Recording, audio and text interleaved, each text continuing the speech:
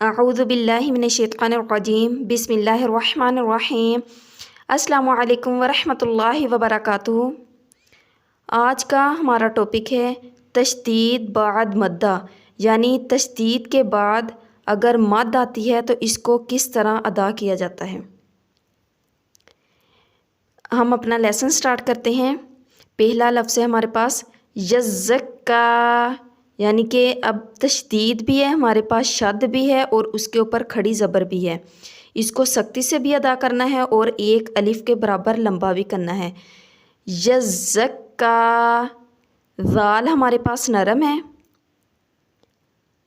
را کو پر کر کے پڑھنا ہے۔ یذکرو، شد کی وجہ سے اس کو سختی سے پڑھنا ہے، لیکن یہ نرم حروف ہے تو اس کو نرم طریقے سے بھی پڑھنا ہے اور تھوڑا سختی سے بھی۔ یذکرو، المدثرو، المزملو، زا سیٹی والا حروف ہے، اس کو سختی سے ادا کریں گے۔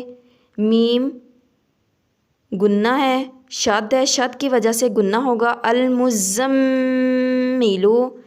علیین، علیین، اگر ادھر ہم وقف کریں گے تو اس کو پڑھیں گے علیین، علیون، لیکن وقف کی صورت میں پڑھا جائے گا علیون۔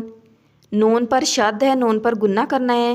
ان الذین، الا الذین، من شر النفاثات، من، نون پر گنہ کرنا ہے۔ شرری، را کے نیچے زیر ہے تو قاعدہ کے مطابق را کو باریک کر کے پڑھنا ہے۔ نون کے اوپر شد ہے، نون پر گنہ کرنا ہے۔ فا اور سا کو ایک الف کے برابر لمبا کرنا ہے۔ سا کے اوپر کھڑی زبر ہے، ایک الف کے برابر لمبا کریں گے، اور سا نرم حروف ہے۔ اس کو جب زبان کی نوک کو دونوں دانتوں کے درمیان رکھیں گے تو پھر اچھے طریقے سے سا ہمارا ادا ہوگا۔ من شر النفاثات، عین کو گلے سے نکالنا ہے۔ فعال لما یرید، دال کے اوپر قلقلہ ہے تو دال کو ہلکا سا ہلا کے پڑھنا ہے۔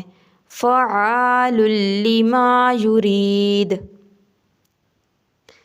تو اس طرح اس تختی کی بھی پریکٹس کریں، جتنی زیادہ پریکٹس کریں گے اتنا ہی اچھے انداز میں آپ کو پڑھنا آئے گا۔